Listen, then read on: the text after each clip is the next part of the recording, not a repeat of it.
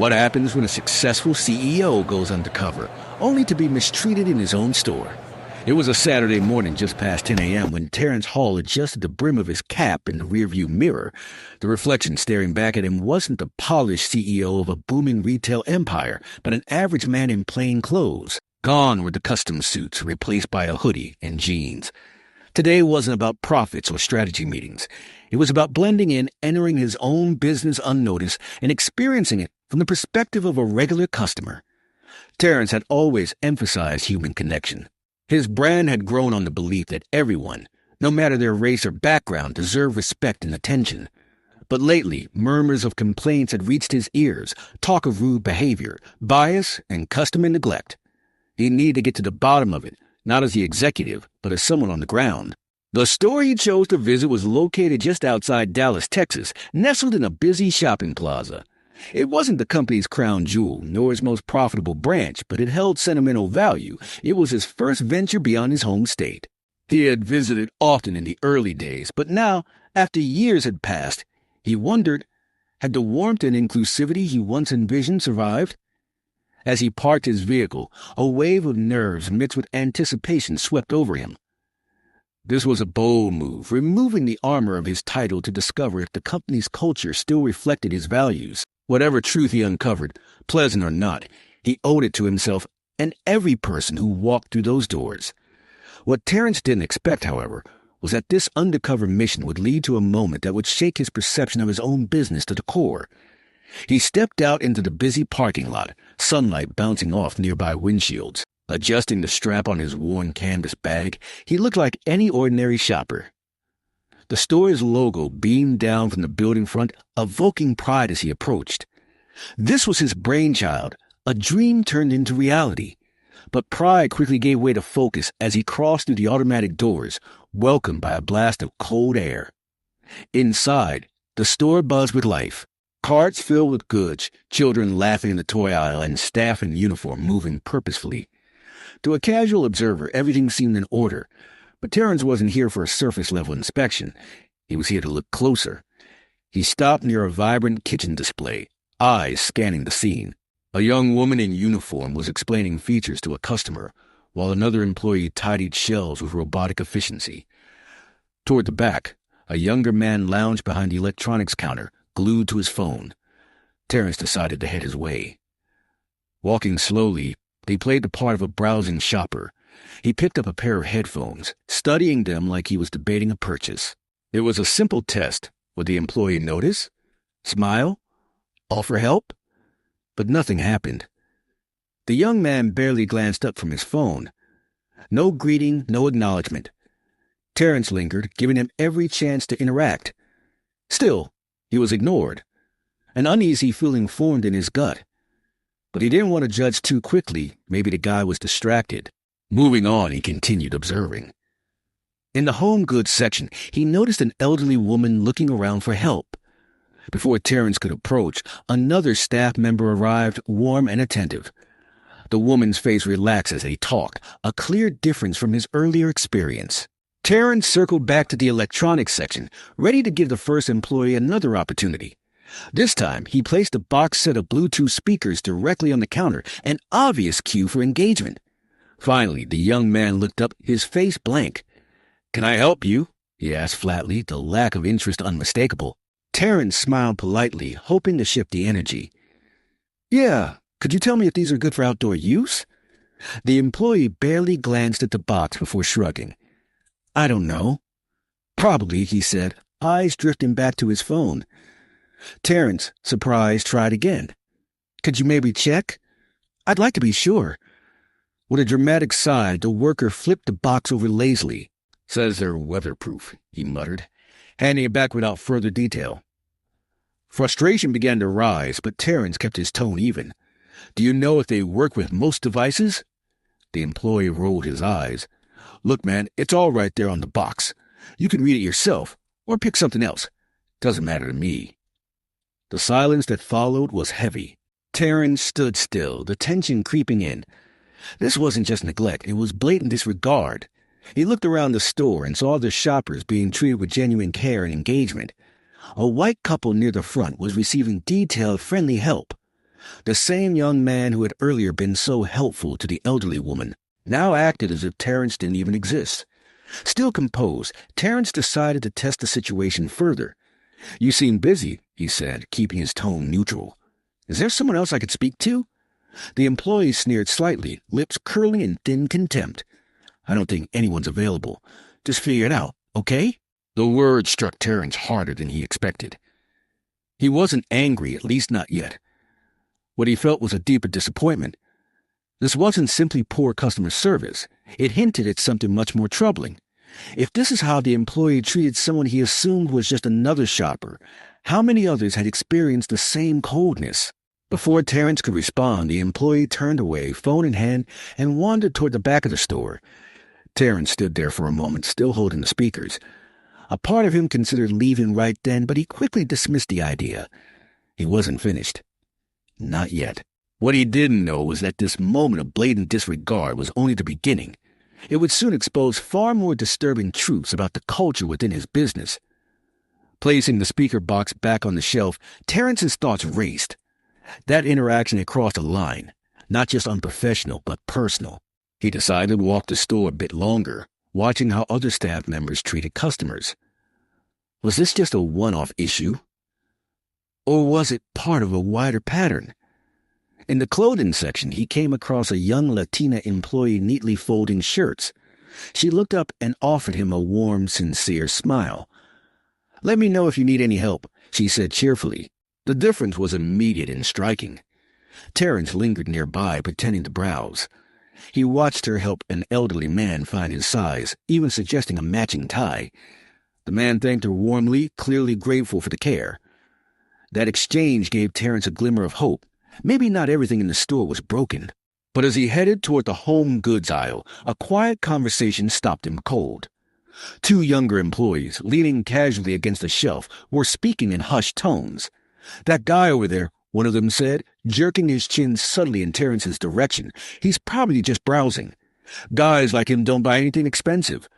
He picked up a set of cookware and pretended to examine it as the second employee laughed. "Yeah, he doesn't look like he's got the money for this stuff. Just wasting time." The remarks hit hard. They didn't know who he was to them. He was just a black man wandering through their store. Their assumptions were cruel, casual, and revealing. It wasn't about one rude staff member anymore. This was a reflection of a culture that had quietly allowed disrespect and prejudice to take root. Terence didn't react. Not yet. Instead, he made his way toward the checkout area, wanting to gather every piece of insight before making a move. At the front counter, a middle-aged black woman rang up customers with professionalism and poise. Her name tag read Denise. Terence observed her calmly, watching as she greeted each person with kindness and patience. When it was his turn, she smiled. "Were you able to find everything you needed today?" "Not quite," Terence replied, his voice calm. "I think I'll hold off on the purchase for now."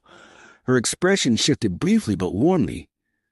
"Well, if you need anything at all, we're happy to help." Her sincerity was obvious.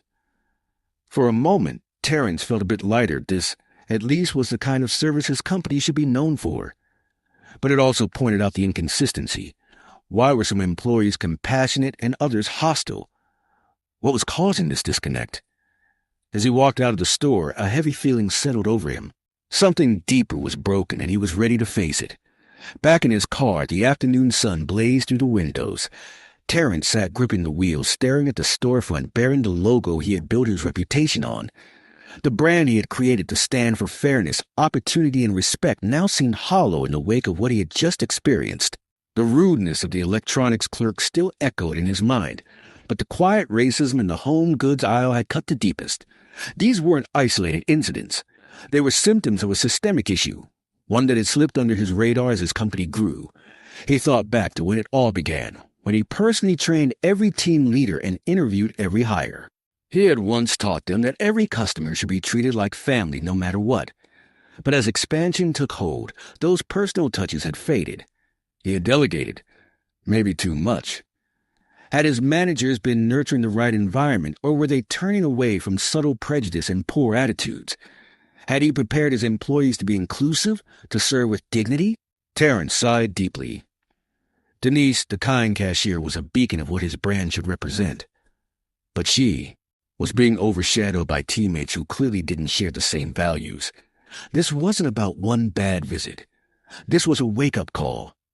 Reaching for the notebook in his glove box, Terence jotted down what he had observed. The solution wasn't just fixing the store. It was resetting the tone everywhere. From the top down, every employee needed to understand the responsibility of wearing that logo.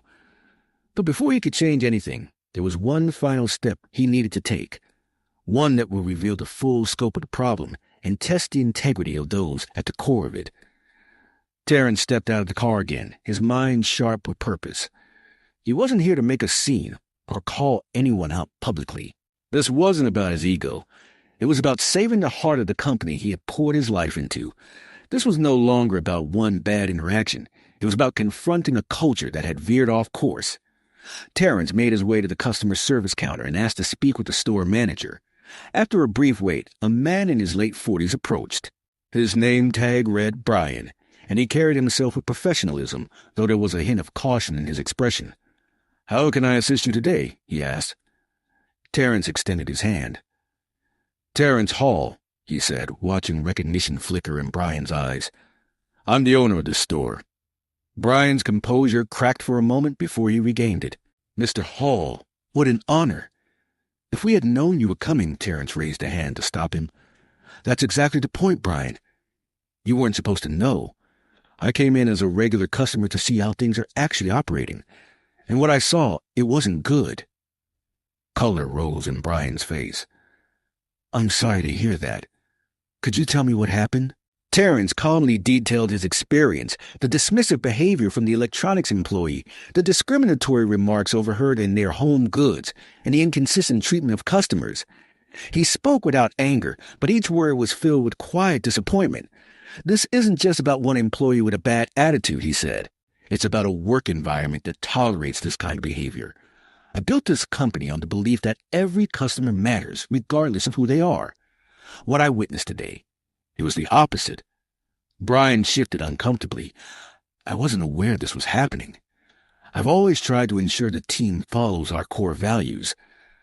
"I believe you," Terence replied. "But clearly something is slipping through. And that's not only on you, that's on me. Somewhere along the way, I lost sight of the culture I built. That changes today." He then asked Brian to gather the employees for an unscheduled team meeting in the break room. Within minutes, the staff assembled, some curious, others visibly uneasy. Standing before them, no longer incognito, Terence addressed the room. "Good afternoon," he began.